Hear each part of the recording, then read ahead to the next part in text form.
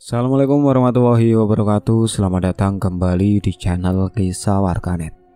Di kesempatan kali ini saya akan membawakan sebuah kisah yang berjudul Berebut Warisan Berujung Santet. Seperti apa ceritanya? Tanpa banyak basa-basi lagi, mari kita masuk ke ceritanya.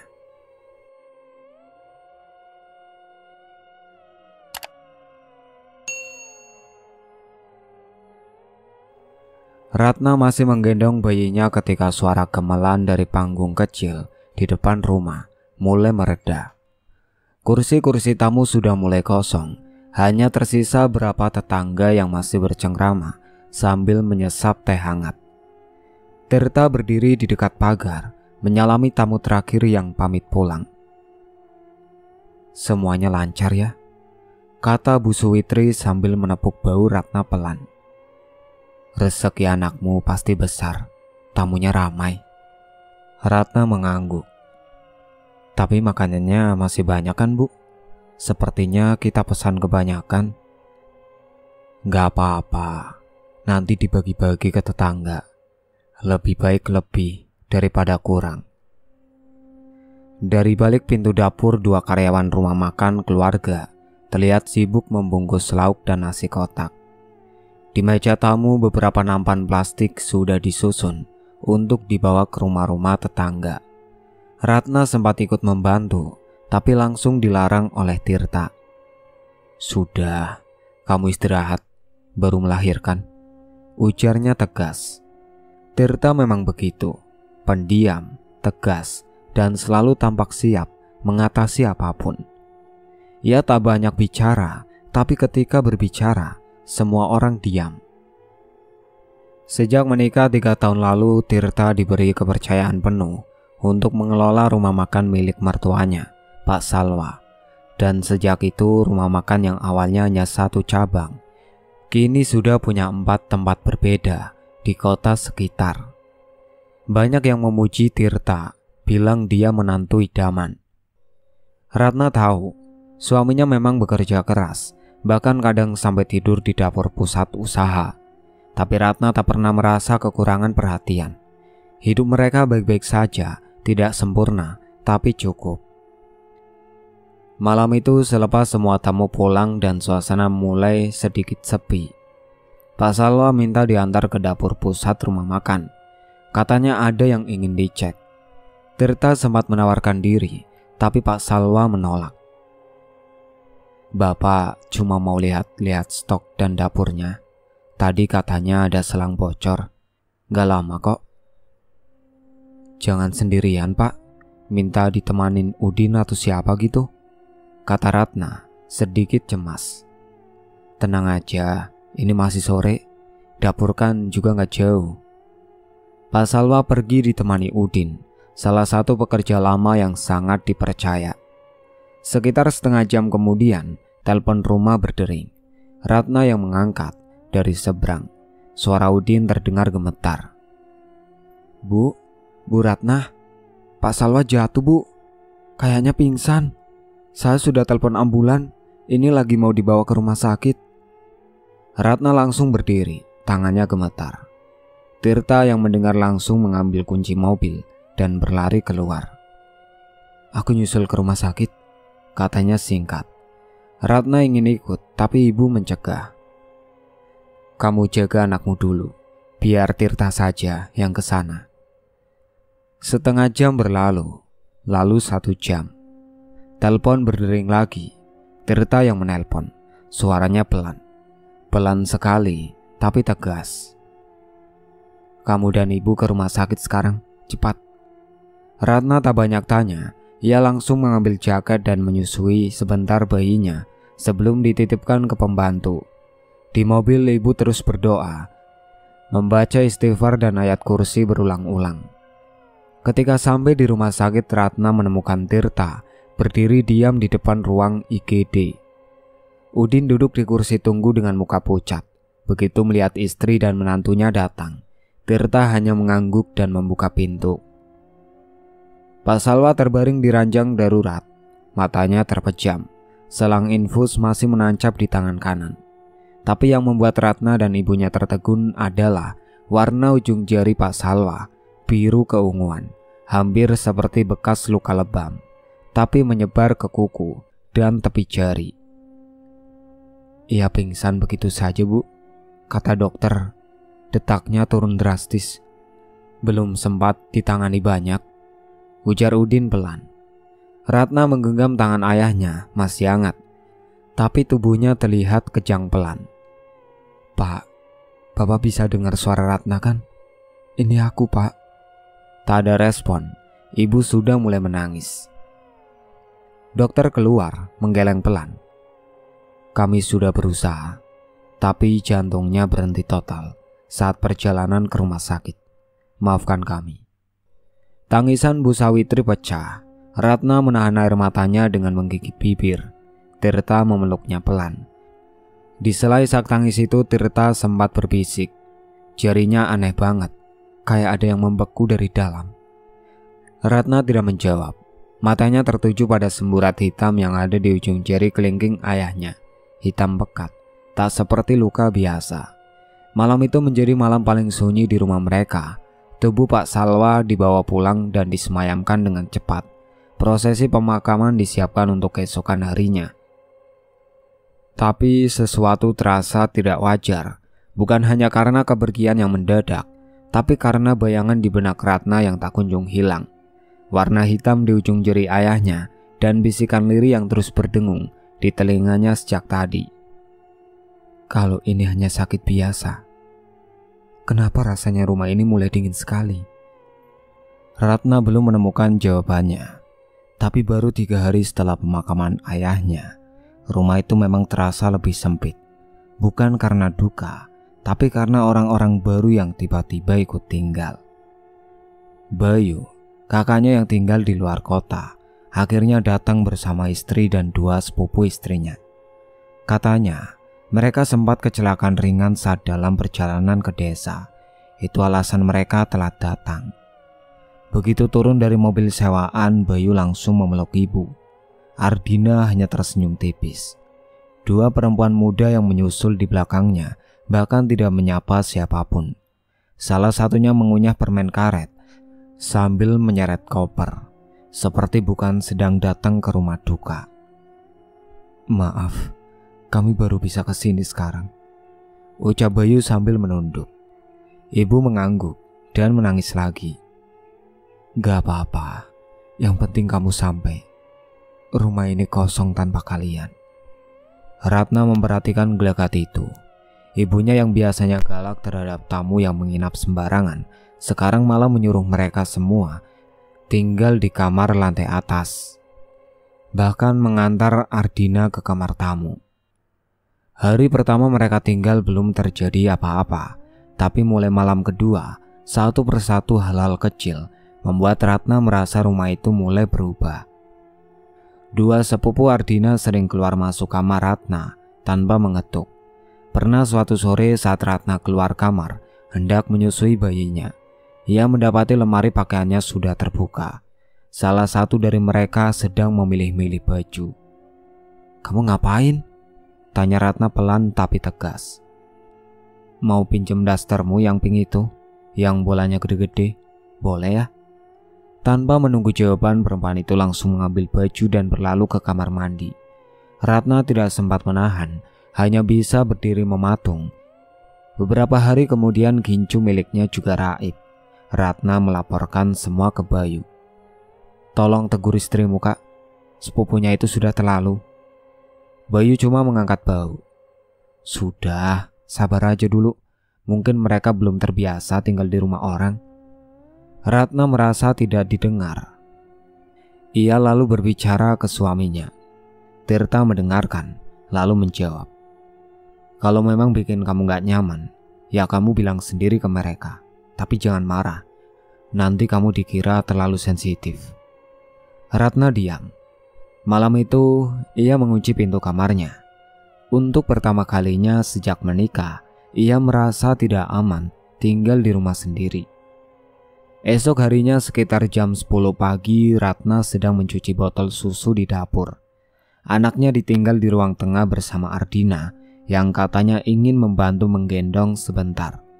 Tiba-tiba terdengar suara batuk keras. Ratna menoleh. Suara itu makin keras. Ia buru-buru ke ruang tengah. Anaknya yang masih berumur kurang dari 6 bulan sedang digendong Ardina. Mulut si kecil penuh remah roti, matanya merah, batuknya tidak berhenti. "Apa yang kamu lakukan?" Ardina kaget. "Cuma aku kasih roti kok, roti sobek lembut." Kan dia nangis terus. "Kamu gila, anak bayi belum boleh makanan padat. Roti, mau bikin dia mati." Ratna langsung merebut anaknya, dibawanya ke dapur. Ia tepuk-tepuk punggung anaknya dengan panik. Tangis si kecil pecah, nafasnya ngos-ngosan, tapi perlahan mulai tenang. Ardina menyusul ke dapur. "Jangan marah, aku cuma pengen bantu. Lagian waktu Bayu kecil, katanya umur 2 bulan juga udah makan bubur." "Ya itu dulu, sekarang beda. Aku gak butuh kamu bantu kalau caranya kayak gitu." Tangisan bayi berubah jadi isak kecil. Ratna menggigit bibir. Hampir saja kehilangan anaknya. Malam harinya Bayu menegur Ratna. "Kamu gak usah ngomel-ngomel gitu ke istriku. Dia niatnya baik." "Tapi dia hampir bikin anakku tersedak." "Cuma roti, Rat. Gak usah lebay." Ucapan itu membuat dada Ratna panas, tapi ia menahan. Tirta hanya berdiri di sudut ruangan, diam. Setelah Bayu pergi ke kamar, Ratna menoleh ke suaminya. "Kamu gak mau bilang apa-apa?" Tirta menghela nafas. "Aku tahu kamu marah, tapi kamu juga terlalu keras. Kadang lebih baik diamin aja dulu, nanti juga mereka pergi." "Kalau aku terus diam, yang hilang bukan cuma sabar, tapi mungkin nyawa anak kita." Untuk pertama kalinya Tirta tidak menjawab. Ia menunduk dan masuk kamar lebih dulu. Ratna duduk di lantai, memeluk anaknya yang kini sudah tertidur. Tapi di dalam hatinya, sesuatu mulai tumbuh. Bukan curiga, tapi rasa bahwa ada yang tidak beres. Dan kalau dibiarkan, bisa saja rumah ini bukan lagi tempat yang aman untuk siapapun. Besok, Ratna berencana mengembalikan kunci kamar ke laci, tapi dengan satu tambahan kecil, gembok besi. Tapi pagi itu, suasana rumah terasa lebih tegang dari biasanya. Tirta baru saja pulang dari dapur pusat, masih membawa map catatan keuangan. Bayu sudah duduk di ruang tamu sejak subuh, berdiskusi dengan Bu Sawitri. Ratna melewati mereka sambil menggendong anaknya, tapi suara keras Bayu membuat langkahnya terhenti. "Kalau memang usaha rumah makan ini mau dilanjutkan, harusnya yang pegang kendali itu saya, Bu. Saya anak kandung, bukan menantu." Ratna menoleh cepat. "Usaha ini sukses karena Tirta yang jalankan, Kak. Dari 1 cabang jadi 4. Ayah juga tahu itu." Bayu berdiri. "Tapi ayah sudah gak ada, Ratna. Dan kamu harus tahu posisi suamimu itu siapa, cuma menantu." Bu Sawitri diam, tapi lalu mengangguk pelan. "Mungkin ada benarnya juga. Kamu juga, Rat. Jangan terlalu membela. Keluarga ini harus tetap dipimpin anak sendiri." Tirta menunduk. Wajahnya tak menunjukkan ekspresi. Ia hanya menghela nafas, lalu berkata singkat. "Kalau memang harus begitu, saya ikut saja. Tidak masalah." Ratna menoleh cepat pada suaminya. "Kamu gak marah?" Tirta menggeleng. "Ini bukan rumahku. Aku cuma numpang hidup di sini." Kalimat itu membuat Ratna makin kesal. Ia masuk ke kamar tanpa bicara lagi. Di dalam ia duduk lama, menatap bayinya yang tertidur. Ia mulai berpikir, semua kejadian sejak ayahnya meninggal memang aneh. Ibunya berubah. Kakaknya datang dengan niat menguasai usaha, dan suaminya terlalu diam. Malam itu Ratna susah tidur. Badannya capek, tapi matanya menolak terpejam. Sekitar jam 2 dini hari ia baru bisa terlelap. Tapi tak lama ia seperti ditarik masuk ke dalam mimpi yang asing. Ia berdiri di tengah halaman belakang rumah, gelap, angin dingin. Lalu dari kejauhan muncul sosok tinggi kurus, berjalan perlahan ke arahnya. Wajahnya rusak, matanya bolong, kulitnya seperti digerogoti, tapi mulutnya bergerak. Ratna mendengar suara itu lirih, tapi jelas. Tirta, Tirta. Suara itu bukan suara manusia, tapi Ratna tahu makhluk itu sedang memanggil nama suaminya. Makhluk itu mendekat, lalu memeluknya dari belakang. Nafasnya panas, tangannya dingin seperti es. Ratna terbangun sambil menjerit, nafasnya sesak. Keringat dingin mengalir di pelipis. Ia melihat jam dinding, masih jam 2:30. Dari jendela kamar ia mendengar suara pelan, seperti orang berbicara sendiri. Ratna bangun perlahan, mengintip dari jendela. Halaman belakang rumah masih gelap, tapi lampu taman menyala redup. Di bawah pohon mangga terlihat bayangan seseorang berdiri. Ratna membuka sedikit tirai, wajah orang itu terlihat sebagian. Tirta. Ia berdiri membelakangi rumah, seolah sedang berbicara dengan seseorang, tapi tidak ada siapa-siapa di hadapannya. Tangannya sesekali menunjuk ke tanah, lalu memukul pelan batang pohon. Ratna menahan nafas. Ia tahu suaminya bukan tipe orang yang bicara sendiri. Ia juga tahu halaman belakang tak ada siapa-siapa malam-malam begini. Tapi pemandangan itu membuat bulu kuduknya meremang. Beberapa menit kemudian Tirta kembali ke kamar. Ratna pura-pura tidur. Tirta masuk pelan, lalu duduk di ujung ranjang. Memandangi langit-langit, ia tidak bicara. Tapi Ratna bisa mendengar suara nafasnya yang berat, seperti menahan sesuatu. Esokan paginya Tirta bertingkah seperti biasa, menyapa ibu, membantu membereskan meja makan. Tapi Ratna tidak bisa lupa mimpi semalam atau pemandangan di bawah pohon mangga itu. Dan sejak hari itu ia mulai menaruh curiga, bukan hanya pada Bayu, tapi pada suaminya sendiri. Karena ada sesuatu yang tidak beres, dan semua itu dimulai dari dalam rumah ini sendiri. Ratna jadi lebih banyak diam. Ia mulai tidur tak tenang. Setiap malam entah kenapa kamar tidurnya terasa pengap dan panas meski kipas angin menyala. Beberapa kali ia mencium bau busuk seperti bangkai hewan. Awalnya dikira pipa bocor, tapi tidak ada yang rusak. Ia mulai menghitung kejadian-kejadian kecil yang aneh. Pertama, suara seretan di lorong tengah malam.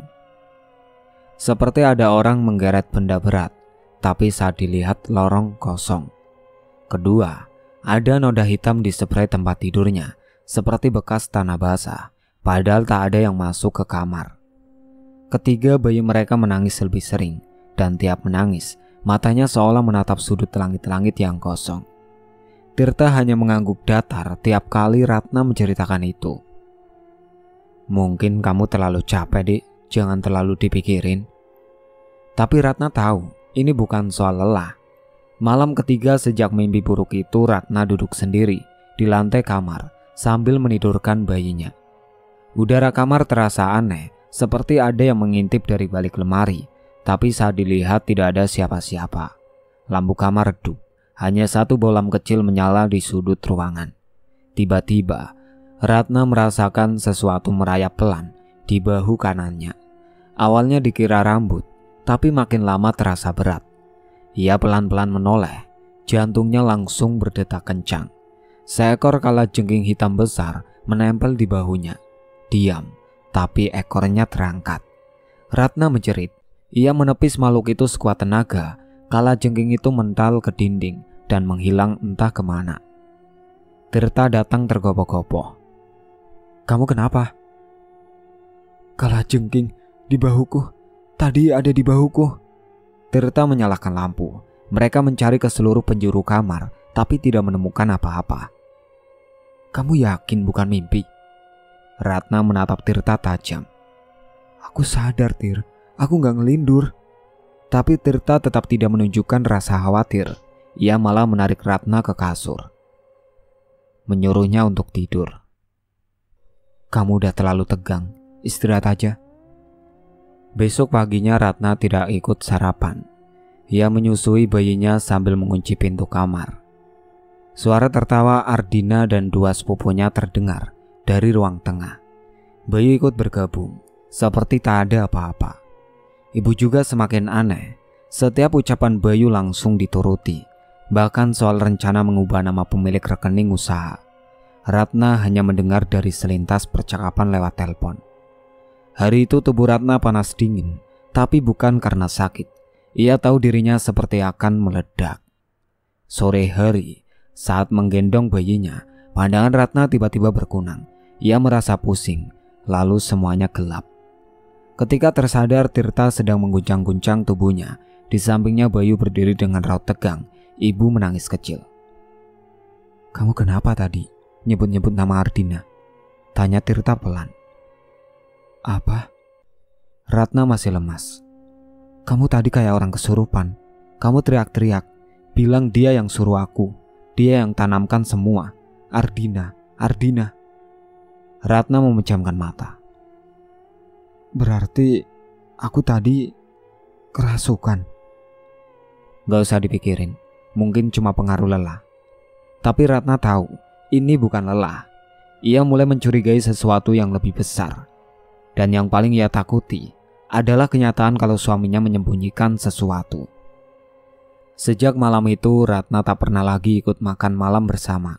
Ia selalu mengunci kamarnya, menghindar, bahkan dari Tirta. Pagi itu, Ratna duduk di tepi ranjang sambil memeluk anaknya. Tangannya dingin, wajahnya pucat. Malam sebelumnya ia kembali muntah, meski tidak sedang sakit apa-apa. Tirta masuk sambil membawa segelas teh manis. "Kita harus bicara," katanya pelan. Ratna hanya menatap, tidak langsung menyambut. "Semalam aku ngobrol sama Ujang, karyawan lama di cabang rumah makan. Katanya dia tahu seseorang yang bisa bantu kalau ini beneran.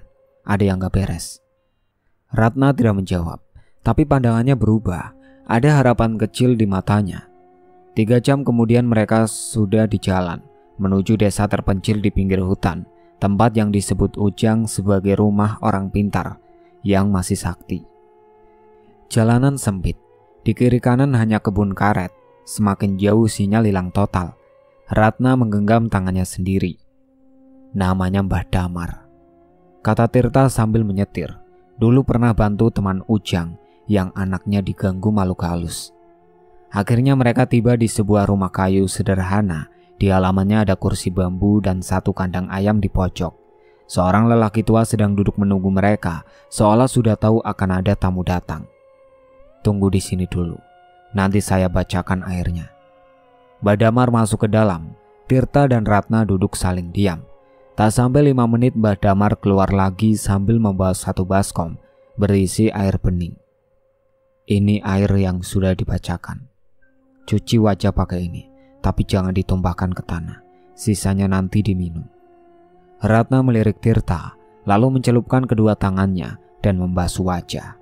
Tirta ikut. Air itu dingin sekali, tapi setelahnya nafasnya terasa lebih lega. Mbah Damar duduk di depan mereka, lalu bicara pelan tapi tegas. "Ada kiriman, sudah lama. Kalian tidak sadar karena efeknya pelan, tapi kuat." Ratna menelan ludah. "Kiriman apa, Mbah?" "Santet pembungkam darah. Santet ini ditanam lewat barang atau makanan, dan efeknya membuat satu keluarga saling mencurigai dan pecah." "Siapa yang kirim?" "Pelakunya ada hubungan darah, tapi dia tidak sendiri. Dia cuma disuruh. Ada orang lain yang menggerakkan dia, yang mendorong dia." Ratna menatap Tirta cepat. Tirta menunduk. Dari mimpi, muntah darah, sampai rasa takut di rumah, itu semua karena kiriman ini. Dan saya harus bilang, sumbernya sangat dekat. Ratna ingin bertanya lebih jauh, tapi tiba-tiba tubuhnya gemetar. Tangannya dingin, bibirnya mulai kaku. Tirta sigap memegang bahunya. "Ratna, kamu kenapa?" Mbah Damar berdiri. "Jangan pegang dia dulu, biarkan. Dia mau bicara." Tubuh Ratna mulai bergetar, matanya terpejam, mulutnya terbuka, suaranya pelan, tapi terdengar jelas. "Suamimu tahu." Tirta langsung menegang. "Tapi tak pernah bicara." Ratna menggigil, tangannya mencengkram rok. Suara itu seperti bukan miliknya. Tirta menoleh ke Mbah Damar. Apa maksudnya itu? Tenang, dia tidak sadar. Itu bukan dia yang bicara. Dia tahu apa? Tirta mulai panik. Ratna kembali bersuara. Dia melihat semuanya sejak awal, tapi diam. Mbah Damar segera membacakan doa. Ratna terbatuk, lalu pingsan. Mereka menunggu hampir setengah jam sampai Ratna sadar. Saat bangun ia langsung menangis, tubuhnya lemas. Aku mimpi lagi. Makhluk itu memeluk aku lagi. Tapi kali ini dia tunjuk seseorang yang sangat dekat. Tirta terdiam lama. Ratna menatap suaminya. Kamu tahu sesuatu? Katakan sekarang. Tapi Tirta tidak menjawab. Ia hanya memalingkan wajah. Dan untuk pertama kalinya Ratna merasa mungkin yang paling ia percaya justru yang paling banyak menyimpan rahasia. Malam itu rumah keluarga Ratna sunyi. Tidak ada tawa dari ruang tengah. Tidak ada suara sepupu Ardina yang biasanya berisik. Semuanya seperti tahu akan ada sesuatu yang berbeda malam ini. Tepat setelah maghrib Mbah Damar datang, membawa 2 orang pemuda sebagai pendamping. Mereka tidak banyak bicara, hanya menunduk sopan dan langsung meminta izin naik ke lantai 2. Ratna sudah menunggu di kamarnya. Tirta, Bayu, Bu Sawitri, dan Ardina ikut berdiri di depan pintu. Awalnya tidak ada yang mau masuk, tapi Mbah Damar memanggil mereka satu persatu. Yang tinggal di rumah ini harus ikut. Semua harus hadir. Lampu kamar dimatikan. Hanya 1 lilin besar yang diletakkan di sudut ruangan. Mbah Damar duduk bersila. Kedua pemuda duduk mengapitnya. Tirta duduk di sebelah Ratna, tapi Ratna tidak memegang tangan siapa-siapa malam itu. Ayat-ayat mulai dibacakan. Udara berubah, pelan, tapi terasa. Dada Ratna seperti ditekan, tubuhnya panas, tapi kakinya dingin. Baru 10 menit mengaji Ratna mulai gemetar, tangannya mencengkram ujung selimut, bibirnya bergetar. Mbah Damar tidak berhenti. Tiba-tiba Ratna menunduk, muntah, cairan hitam keluar dari mulutnya, bau anyir langsung memenuhi kamar. Tirta berdiri panik. Mbah, dia kenapa? Diam, jangan ganggu, kata Mbah Damar cepat. Ratna mulai mengeluarkan suara berat, bukan seperti suara perempuan. Matanya terbuka, tapi pandangannya kosong. Dia yang tanam. Dia yang kunci. Siapa? Teriak Bayu. Ratna menunjuk ke arah Tirta. Dia, suamiku, yang pasang pengunci kasih di tubuhku. Tirta terpaku. Ratna melanjutkan. Suaranya berubah-ubah, kadang seperti anak kecil, kadang seperti orang tua. Agar aku tunduk, agar aku jatuh cinta, agar aku gak pergi, semua karena dia. Mbah Damar menunduk pelan. Ini pasang susu goib, bukan sekedar pelet biasa. Ratna mengerang lagi, lalu tubuhnya kaku. Bukan cuma itu, katanya pelan. Yang kirim santet ke ayahku, ibu mertuaku, agar Pak Salwa mati, agar warisan pindah cepat. Semua yang ada di kamar terdiam. Bu Sawitri menangis. Tapi Ratna terus bicara. Mbah Damar berdiri, mendekati ke Ratna, membacakan doa lebih keras. Tubuh Ratna menggeliat, mulutnya mencaci, matanya melotot. Tirta tidak tahan, ia bangkit, mendekati Mbah Damar, lalu jatuh berlutut. Saya mengaku. Semua orang menoleh. Saya dulu sudah menikah, tapi saya ceraikan istri saya. Karena saya tahu keluarga ini punya usaha besar. Saya tahu Ratna anak tunggal yang bakal warisi semuanya. Ratna perlahan menoleh ke arah Tirta. Saya pura-pura baik. Saya pura-pura tulus. Saya minta kerja di rumah makan. Saya pelan-pelan dekati Ratna. Saya pasang pengunci kasih supaya dia nempel terus. Terus kenapa kamu diam soal ayahku? Suara Ratna mulai kembali normal. Tirta menunduk. Karena saya tahu siapa pelakunya. Tapi saya takut ibu saya ikut campur. Katanya biar warisan lebih cepat turun tangan. Ratna tidak bicara lagi. Ia hanya menatap lantai. Air mata mengalir pelan dari sudut matanya. Ardian menarik lengan Bayu dan keluar dari kamar. Bayu mengikuti. Bu Sawitri terduduk di lantai, menangis keras. Mbak Damar menutup doa malam itu dengan ayat terakhir, kemudian berdiri dan berkata, "Besok saya akan bantu netralkan rumah ini, tapi malam ini biarkan yang mengaku menyelesaikan semuanya." Tirta duduk diam, tak berkata apa-apa lagi. Ratna beringsut ke pojok kamar, meringkuk, tak lagi ingin ditenangkan oleh siapapun. Pagi itu Ratna membuka jendela kamarnya. Matahari pelan-pelan masuk ke sela tirai. Udara terasa lebih ringan. Tidak ada lagi bau busuk. Tidak ada suara seretan tengah malam. Rumah ini akhirnya terasa seperti rumah yang pada umumnya. 3 hari setelah doa bersama Mbak Damar, Ratna mengajak Tirta bicara. Tidak di kamar, tidak di ruang makan, tapi di depan pusaran almarhum ayahnya. "Aku sudah cukup. Kamu boleh pergi. Aku mau hidup tenang," katanya tanpa menangis. Tirta tidak membantah, ia hanya menunduk. Beberapa hari kemudian ia benar-benar pergi dari rumah itu, tanpa banyak barang, tanpa ucapan pamit. Ratna mengurus perceraian sendiri, tak sampai sebulan, semua selesai. Ardina dan 2 sepupunya menyusul pergi, bukan karena diusir, tapi karena Bu Sawitri akhirnya menyadari semuanya. Entah apa yang membuatnya berubah, mungkin karena doa dari Mbah Damar, atau mungkin karena melihat sendiri suami dan anak perempuannya hampir hancur karena kelicikan. Bayu tidak bilang apa-apa, ia hanya meninggalkan rumah pagi-pagi dan tidak kembali lagi. Tak ada kabar, tak ada pesan. Rumah itu kembali seperti dulu, sepi tapi damai. Hari-hari Ratna diisi dengan merawat anaknya, mengurus usaha rumah makan yang sempat terbengkalai, dan pelan-pelan ia belajar memaafkan. Bukan karena mudah, tapi karena ia tak mau lagi hidup dalam kebencian. Beberapa bulan kemudian seseorang tetangga lama datang membawa kabar. Tirta sekarang tinggal di rumah kontrakan kecil dekat pasar. Kakinya sebelah lumpuh, katanya kena stroke ringan, tapi gak ada yang bantu, hidupnya susah. Ratna hanya tersenyum kecil.